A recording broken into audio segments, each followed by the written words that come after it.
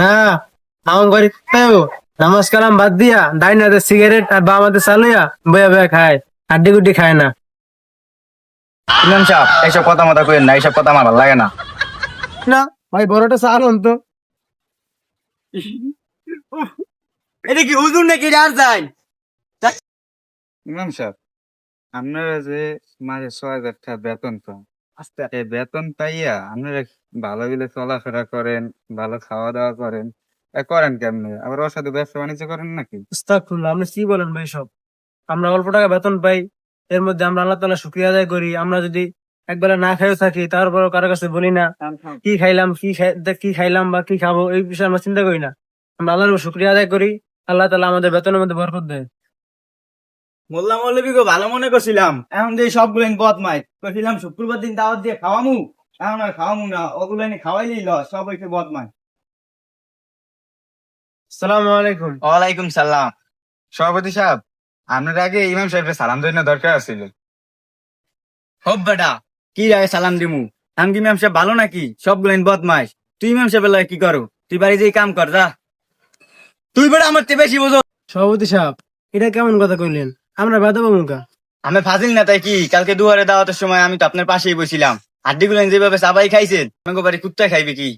সভাপতি সাহেব, এই কথা কালকে সারের সময় আমার ডাইনাতে চা আর বামাতে সিগারেট তুমি খাইতেছিলেন না? হ খাইছি, হাতে কি? আমার ঘরে নামাজ কালাম বাদ দিয়া ডাইনাতে সিগারেট আর বামাতে চালুয়া বয়া বয়া খায়, হাড্ডি গুড্ডি খায় না। ইমাম সাহেব এইসব কথা মতো কইেন না, এইসব কথা আমার ভালো লাগে না। সভাপতি সাহেব, আমি আপনার আগেই কইছিলাম যে ইমাম সাহেব গুলো তর্কে জড়াইেন না, ইমাম সাহেব গুলো তর্কে জড়াইলে পারবেন না। তোমাকে সভাপতি সাহেব শুক্রবার আসলেই পাঁচে মনে পুইরা বেসাল ধরে, আসলে ভিতরে তার শয়তান ভরা। সাহেব যাই গিয়া, আসসালামু আলাইকুম। এই হুজুর কিন্তু বেশি উজাই গেছে, এই হুজুর কালকেই পাল্টে এলাম, নতুন ইমাম লইয়াম। ইমাম সভাপতি সাহেব, আপনাকে দ্বারা তো এই পাওয়ারই আছে, মানে আমি কি কইতাম? বেশি বোঝো গা। আর তুমি ইমাম সাহেব হয়েছে ভালো কথা, তুমি পাঁচ ওয়াক্ত নামাজ করবা আর কম কম খাবা, এত বেশি বোঝো গা। কেন সভাপতি সাহেব? ইমাম সাহেব তো হক কথাই কইছে।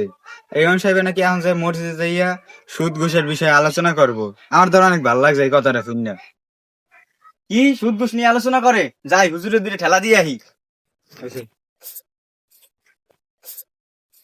সভাপতি সাহেব জানেন না, হুজুর বেলায় পারবেন না, হুজুর বেলায় কোনো সময় তর্কে পারবেন না।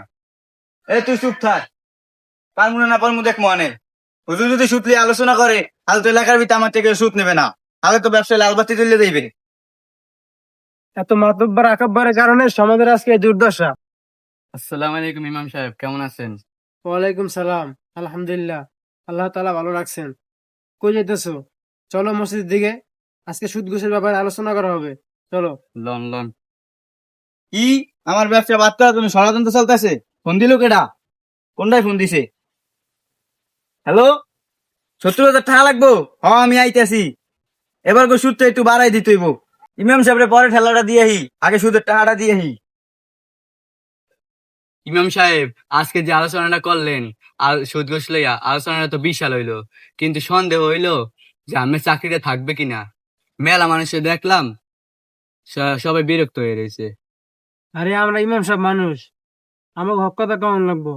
কারণ কিরা খুশি হইলো, কিরা বেজার হইলো, এটা দেখার সময় আমাকে নাই। আমার গ্রুপে আল্লাহ আছে, তাকে জবাব দেওয়া লাগবো। আর আমরা যদি সবার লাগে তেল দিয়ে চলতাম, তাহলে আমরাও অনেক টাকার মালিক থাকতাম, কিন্তু আমরা ওইটা করি নাই। যাই কোন, আলোচনাটা কিন্তু অনেক ভালো হয়েছে, কিন্তু কিছু মানুষ যে বিরক্ত হয়েছে কোনো ব্যাপার না। আরে সর্বনাশ, এলাকার মানুষ সব সতর্ক করে গেছে, ওদি বয়ে গেছে, যাই দিয়ে দিলে ধমক দিয়ে আহি।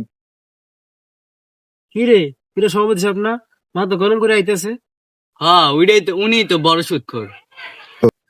ইমাম সাহেব আপনি বেশি বুঝতে লাইছেন, আজকে আমার লাগে বোঝাপড়া আছে। এবার সাবধান। এবার কে বল, আমি এবার কি বেশি বুঝলাম? সভাপতি সাহেব, আমি এবার আমার কোন বারাবাতে ছাই দিলাম? নিজের বড় পণ্ডিত মনে করেন, আজকে যেমনি হোক ইমাম সাহেবরে ঠগাই স্যার মু। সভাপতি সাহেব, অম্মে হীরা বুতুল বুতুরা কি কইলেন?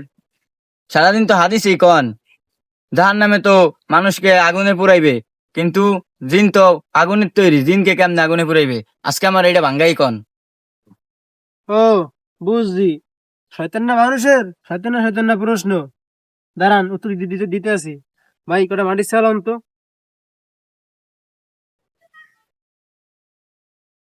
একটু ওই দূরে যান।